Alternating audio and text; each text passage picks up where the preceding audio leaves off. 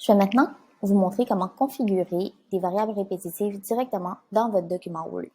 Nous avons vu dans une vidéo précédente comment aller recueillir les variables répétitives, donc des variables pour lesquelles le nombre d'éléments est inconnu, il pourrait y en avoir 0 ou 100. Dans ce cas-ci, on a choisi de collecter des variables relatives aux actionnaires de la société. Donc, nous avons donc recueilli dans la vidéo précédente la liste des actionnaires de la société ainsi que des renseignements concernant ces actionnaires. Je vais maintenant vous montrer comment les intégrer à votre document.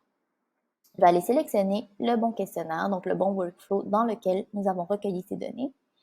Et je vais utiliser la fonction juste ici, Repeating Item, variable répétitive. En choisissant le champ Repeating Item, vous allez donc être en mesure de voir toutes les variables répétitives qui ont été créées dans votre questionnaire. Dans ce cas-ci, je vais aller choisir la variable actionnaire et je vais venir choisir les attributs de cette variable que je souhaite faire apparaître dans mon document.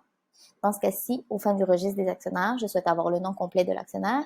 Si cet actionnaire a un représentant, je souhaite avoir le nom du représentant de la personne morale, s'il s'agit d'une personne morale, et je souhaite également avoir l'adresse de l'actionnaire.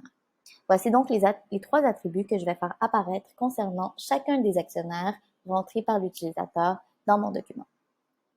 Je peux choisir de formater les variables répétitives. Il est possible de venir modifier le formatage sur lequel apparaîtra la liste des repeating items, donc la liste des variables répétitives dans notre document. Par exemple, ici, les variables seront reformatées sous forme de liste, donc d'une liste qui se suit.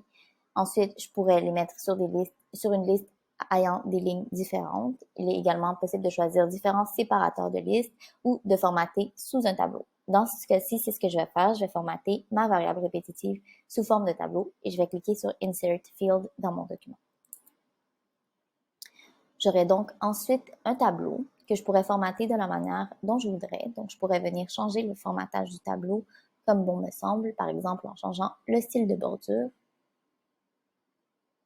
Je pourrais également supprimer des colonnes qui sont automatiquement créées par le complément si je souhaite, par exemple, avoir le nom du représentant directement en dessous du nom de l'actionnaire. Et je choisirais donc de supprimer.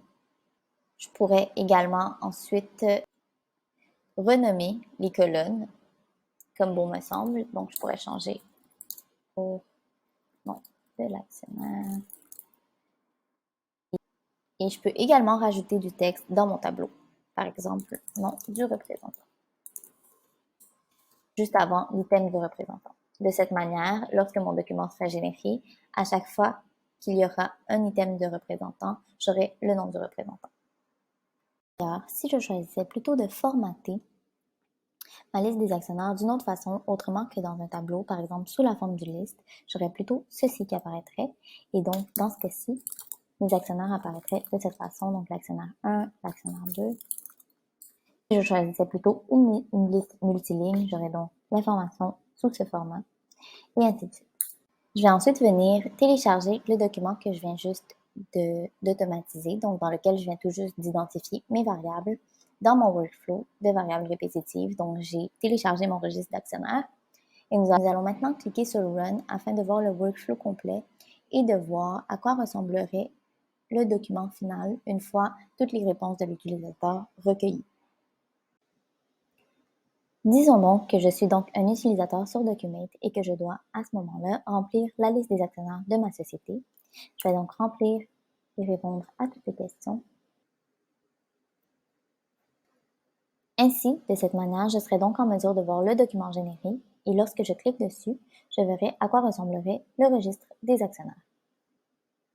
Voici donc à quoi ressemblerait le registre des actionnaires automatiquement généré sur Documate à partir des informations rentrées par l'utilisateur.